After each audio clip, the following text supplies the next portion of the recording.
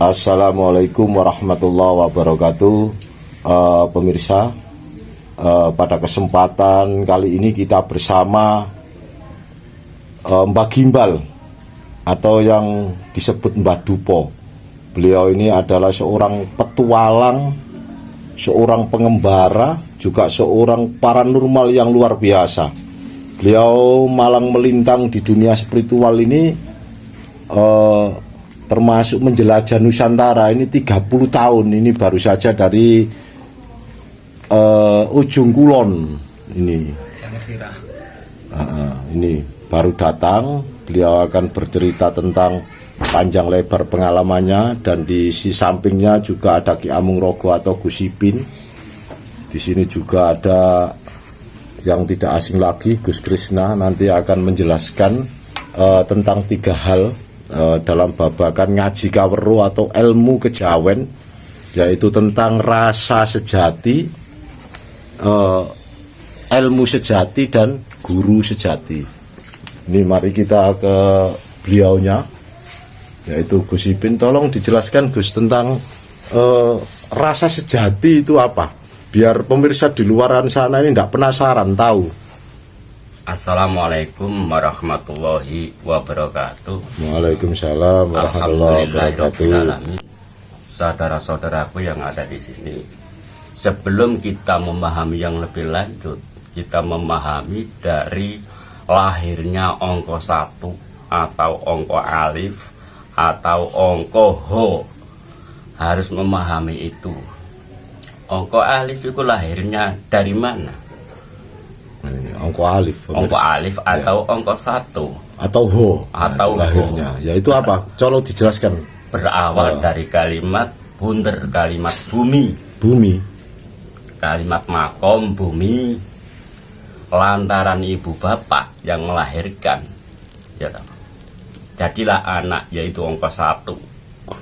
Gitu Gus ya? Ya, angka 1. Alif sama bumi. Iya, angka 1 itu misteri Gus ya. Sudah ada di alam dunia, yang dilihat itu fana. Coro paribasane wong lawas itu ngondonya itu mampir ngombe. Sering kita kalau memahami dari kalimat sang bayi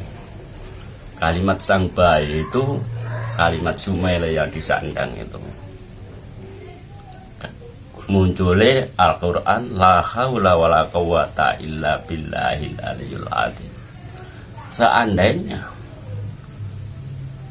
terlalu kuat yang ada di hatinya kalimat Jumele itu, mungkin gak sampai oleh tergoda oleh bujukan nafsu. Bujukan nafsu, mungkin nafsu bisa terkendali. Jadi harus dipahami dari kalimat angka 1. Angka 1 ya? Angka 1 atau angka alif. Bermula teko podo karo lagune Caca Handika, angka 1. Angka 1. Atau angka 1 bisa diartikan sodo. Sodo lanang. Sodo Gus ya. Sodo. Cara wong lawas ngomong, iya toh. Wong goro iku growah. Wong janji ku minangka utang. Alwatu dainun. Angka 1 itu lurus, kencang Gus ya. Alwatu dainun janji ku minangka utang. Berhubung kakean senggoro dadi ana ni goro-goro. Oh, anane goro-goro, permasalahan wong goro. Itu teko goro, dusta. Luar biasa. Dusta ini pada dirinya sendiri, dusta pada ajaran, dusta karo leluhure, dusta sama orang lain. Atau yang disandang, misal yang disandang pakai agama Islam. Jangan lupa Gus, dusta sama istri kadang-kadang. Guyon. Islam itu artinya itu selamat. Kalau ngomong di hati-hati sesuai karo logonya, mungkin bisa terjaga. Islam itu maknanya selamat. Makanya ucapan-ucapan harus mengandung selamat. Iya. Makanya bagus kalau kita setelah habis sholat kita toleh salam ke kiri ke kanan, itu kan juga menjaga keselamatan orang lain dari fitnah lesan kita, fitnah perbuatan kita, fitnah kejahatan kita. Gitu Gus ya? Iya. Oh iya, itu pemirsa luar biasa. Terus ada lagi kalimat ho.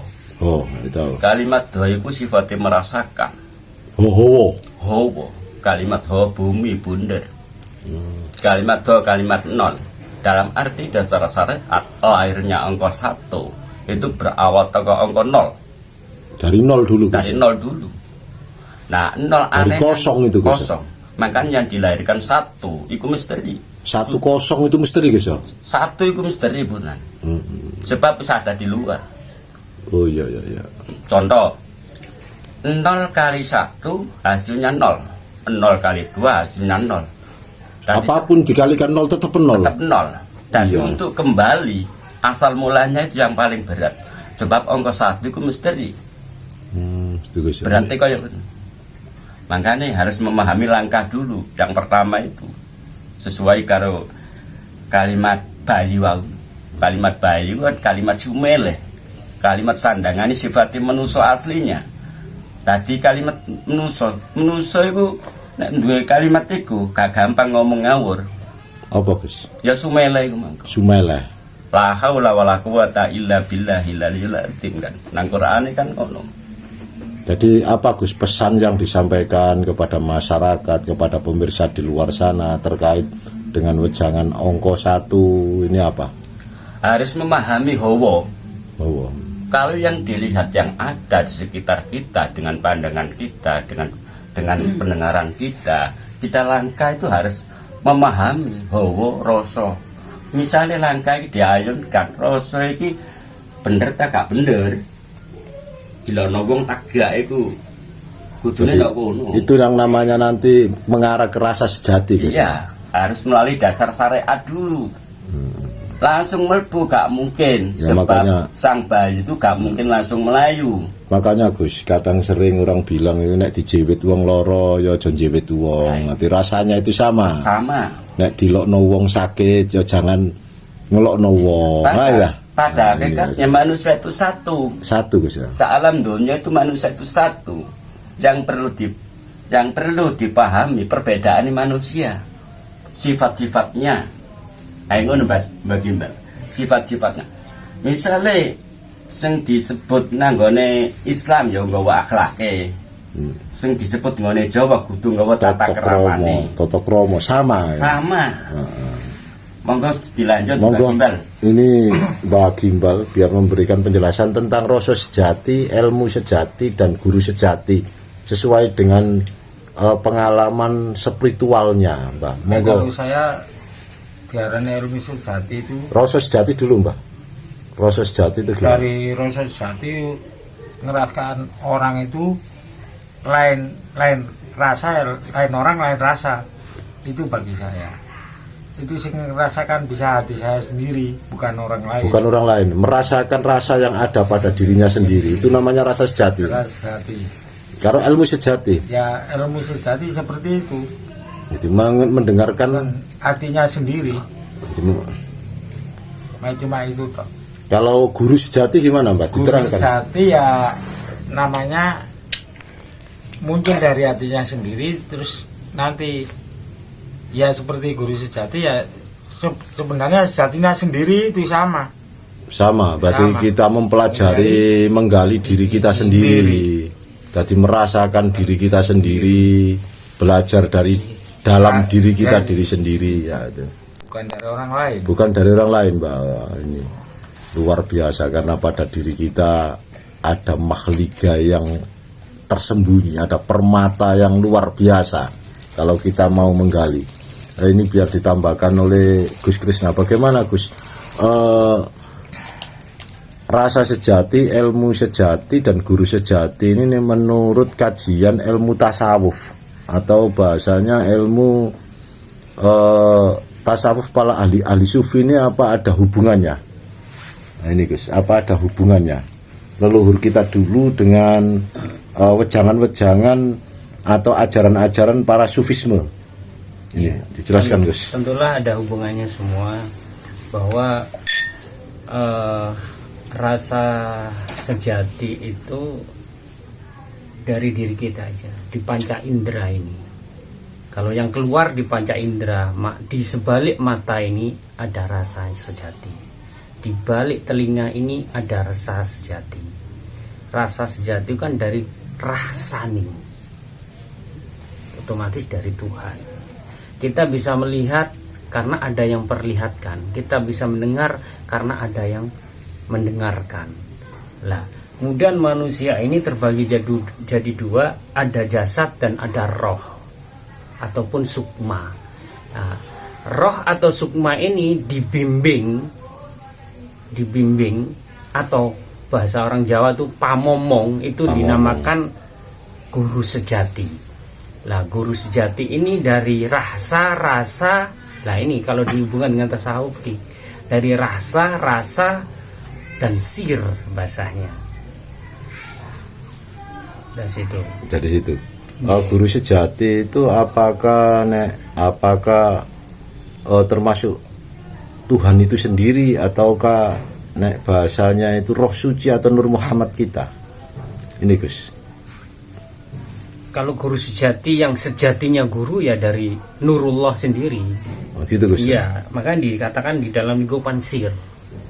Kan guru itu ada gurunya jiwa, ada guru jasad, ada.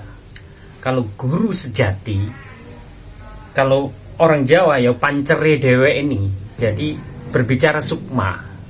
Sukma sejati. Iya, berbicara sukma. Tapi kalau didalamkan lagi, guru sejati ya Nurullah itu sendiri. Berarti ya Allah itu sendiri. Iya. Ya, paham Gus. Biar gini kan pemirsa di luaran sana itu paham dan jelas. Bagaimana nurut kembali kepada Mbak Gimbal alias Mbak Dupo ini? Ini kalau saya ya dari hatinya sendiri, cuma itu dok. Kita, saya bukan orang dari Peguron, saya kan dari Labu saya sendiri. Jadi belajar dari tidak ada guru. Tidak ada guru. Nah, jadi berjalan bertahun-tahun 30 tahun lebih ini menggali dari dirinya sendiri. Oh, luar biasa. Kalau dari orang saya tidak percaya, apalagi saya tidak pernah itu. Kalau dari orang, kuping saya tidak mendengar. Nggak bisa menerima. Nggak bisa menerima dari hati saya. Cuma jadi cuma mendengarkan wejangan-wejangan dari dalam diri sendiri. Apa ndak khawatir itu Mbak, yang nanti kadang-kadang kalau ada bisikan-bisikan, ini kan kadang-kadang bisikan dari jin, bisikan dari nafsu kita, atau bahasanya itu bisikan dari setan. Nah, ini cara membedakannya itu bagaimana? Ya, pancar dari hati saya sendiri. Pancar ya? Pancar. Kalau dari setan itu saya gini. Terasa kan, bisa Mbak, bisa tahu ya? Ya tahu, tapi rasanya lain. Nah, jadi lain itu rasa. Cara untuk mencapai tahapan supaya bisa mengenali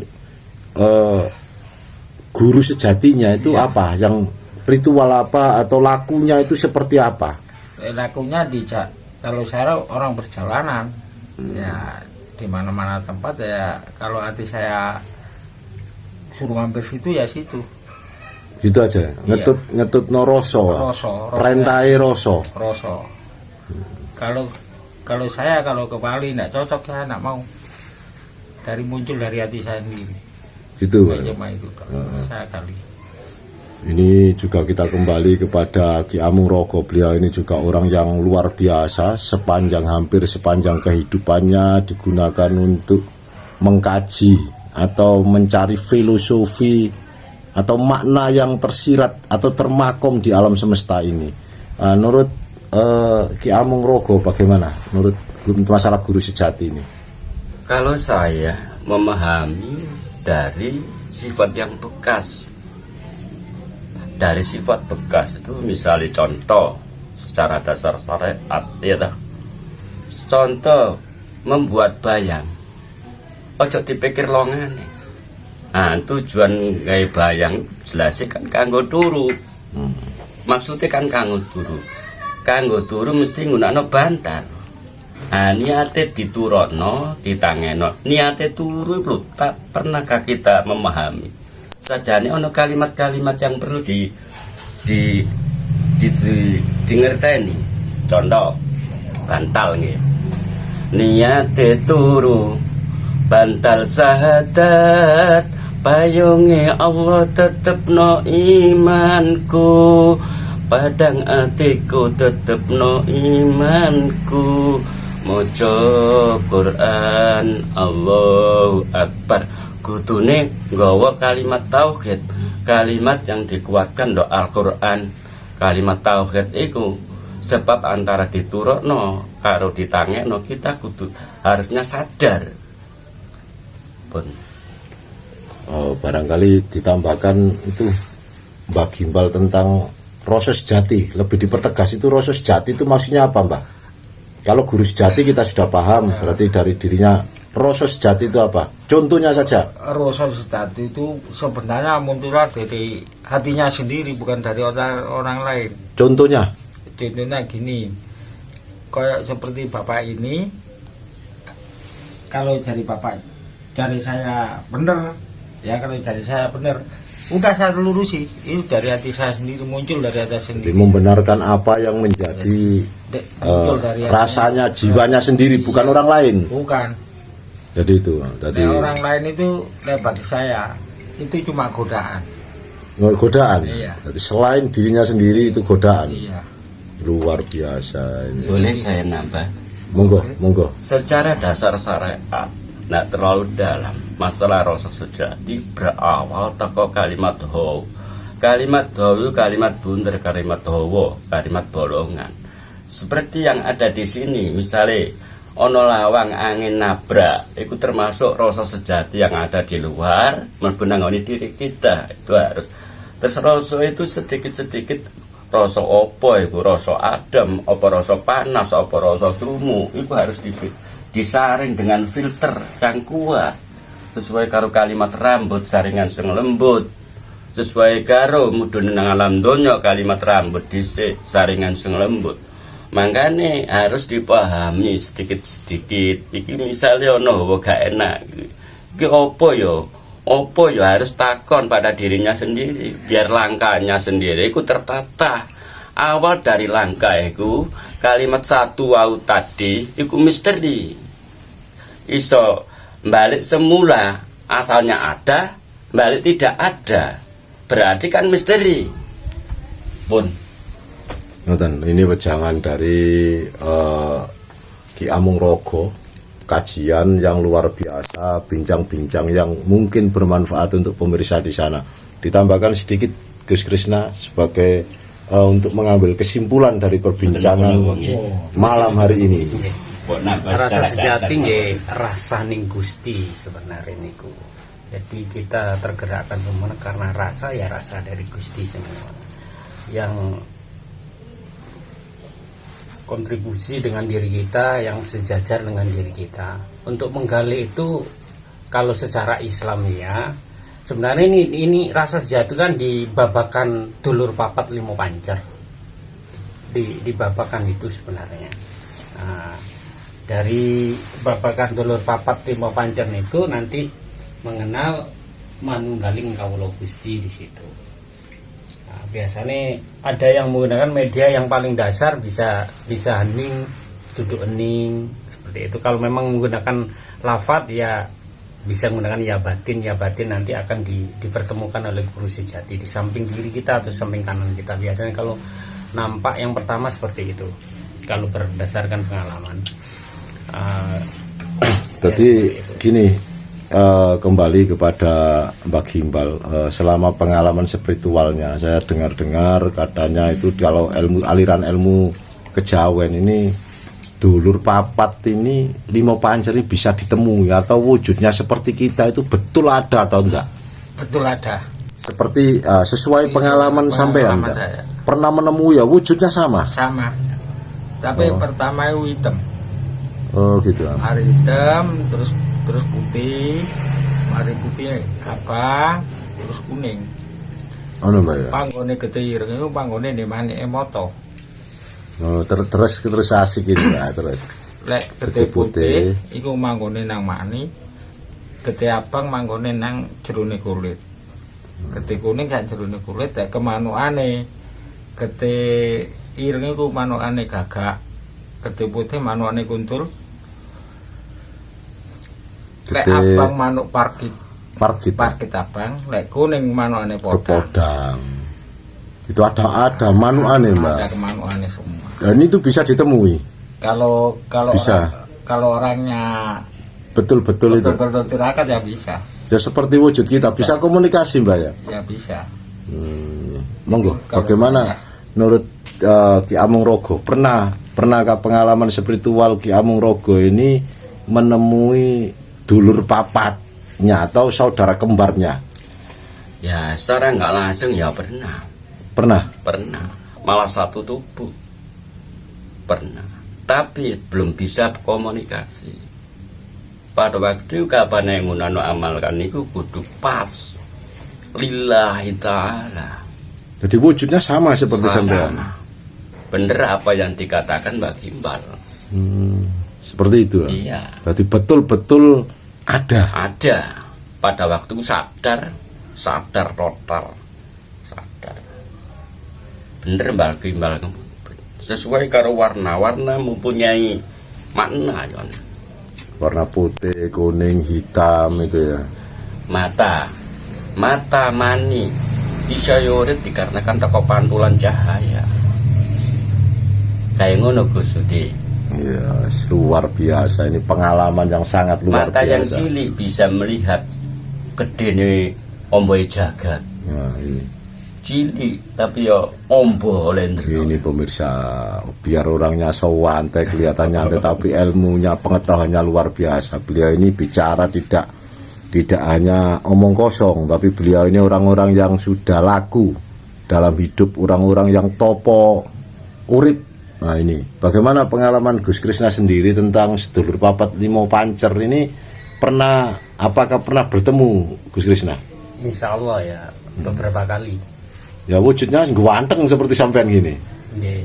Malah di saat itu mana yang asli kan ngoten Mbak, Iya. mana yang asli.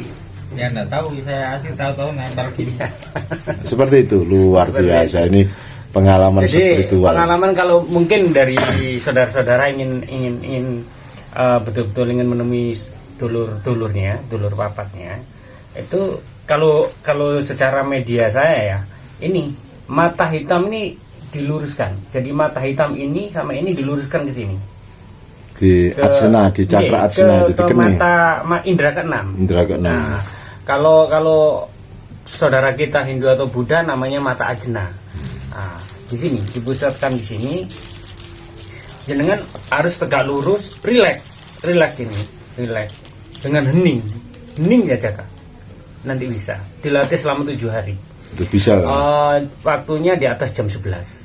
Ini setengah jam ini. Tapi jarang ya bisa komunikasi, ngomong jarang ya.